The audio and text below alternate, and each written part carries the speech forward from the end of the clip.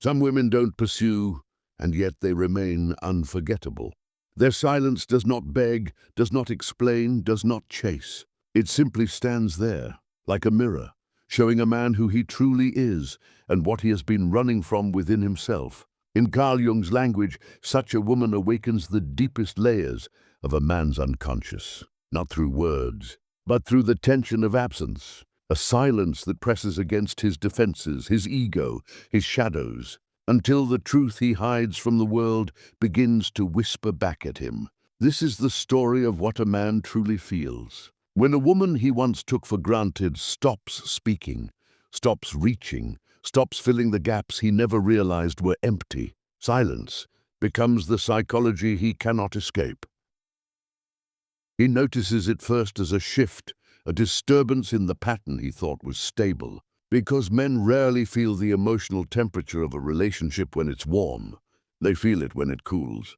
When the noise dies, when the woman who once responded instantly starts responding to life instead. It begins like the soft click of a door closing somewhere in the distance. He doesn't see it, but he senses it, in the way her energy no longer meets his, in the way her attention slips from him as effortlessly as water slipping from fingers. At first he mistakes it for mood, then for a phase, then for a threat.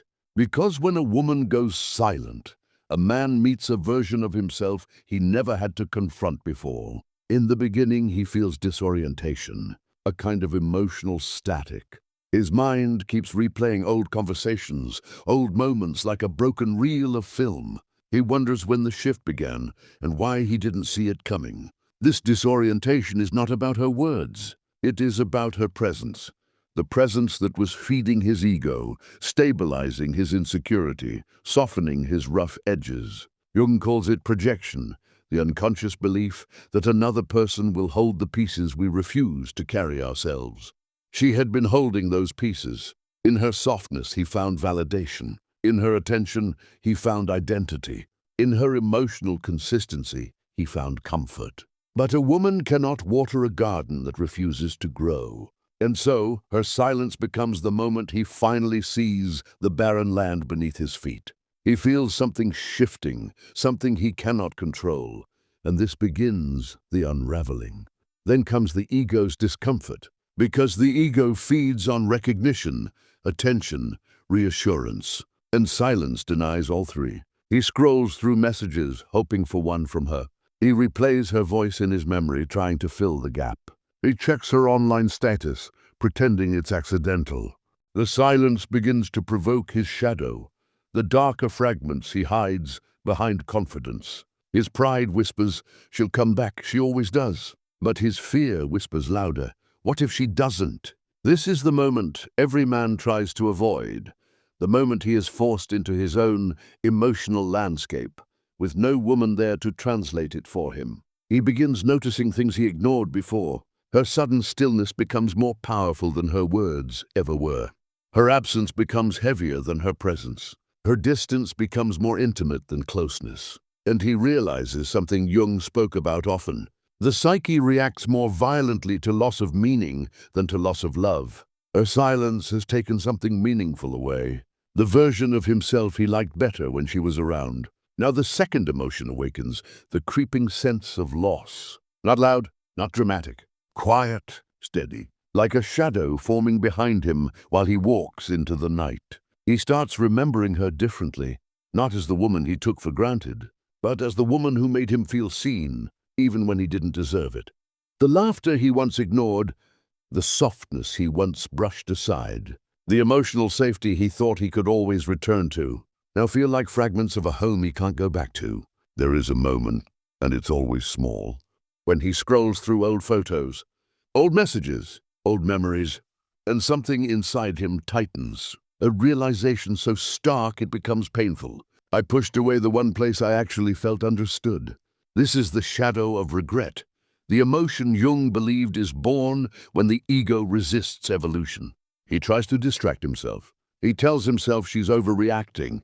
He forces himself to detach. But silence does not negotiate. Silence reveals. The more he tries to run from it, the louder it becomes. Then something unexpected happens. A shift in his body, a tightening in his chest, a restlessness he can't name.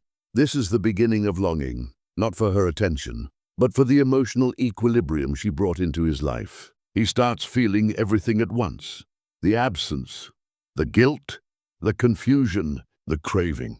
And longing isn't soft. It burns, it pulls, it exposes. He wonders if she's happier without him, if someone else has her attention now, if her silence is the beginning of her freedom, if she has finally seen clearly what he refused to see at all. He imagines her walking away, not angrily, not dramatically, just quietly, with dignity, with self-respect, the way women do when they're done repeating themselves. And this image hits him harder than any argument could. Longing, Jung wrote, is the psyche's way of signaling that a part of us is missing. Her silence has revealed the missing part. The emotional work he postponed, the accountability he avoided, the intimacy he feared. And suddenly the silence becomes a mirror, and the man can't look away. As days pass, something deeper begins to awaken inside him. A psychological itch, the need to understand what pushed her away. This is where the shadow confrontation begins. He starts seeing patterns he couldn't see before.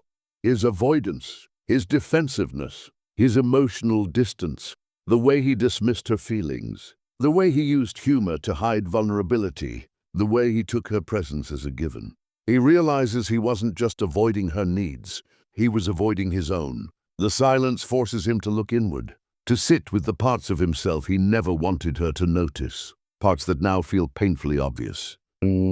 But silence doesn't just break him, it teaches him. He begins understanding that a woman's silence is not punishment. It's protection, a boundary drawn where her soul grew tired of being unheard, a sanctuary built where her heart refused to keep bleeding. She didn't walk away because she stopped caring. She walked away because she started caring about herself. And this truth pierces him, not because it hurts, but because it reveals what he never realized he was losing. A woman can love deeply, but her silence is the moment she loves herself more. As time passes, he begins to feel something most men never admit: respect. Respect for her courage, respect for her restraint, respect for her calm withdrawal, respect for the version of herself she is stepping into. He begins seeing her not as the woman he lost, but as the woman he never fully appreciated while she was near. This respect grows slowly, quietly, like dawn creeping over a dark landscape. And with it comes the understanding Jung spoke of: individuation. The moment a person realizes they must face themselves to become whole. Her silence has forced him into that journey. Then comes the final and hardest emotion, the fear of true loss. Not of losing her body, but of losing her trust, her softness, her belief in him, her willingness to try. He fears losing the version of himself he could only be near her. More open, more gentle, more human. This fear isn't loud, it's honest, because deep down he knows something irreversible has happened. Her silence means she has shifted from hoping he'll change to accepting who he truly is. And acceptance is the quietest form of goodbye.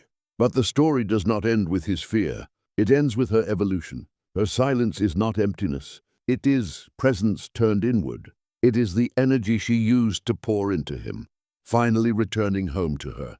She becomes more grounded, more intuitive, more aligned with her inner world, more connected to her feminine depth.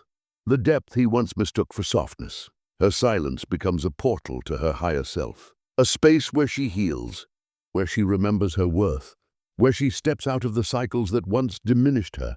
She doesn't hate him. She doesn't resent him. She simply sees more. Jung said that the greatest act of power is to withdraw projections and reclaim them as your own. Her silence is that reclamation. She takes back her light. She takes back her softness. She takes back her intuition.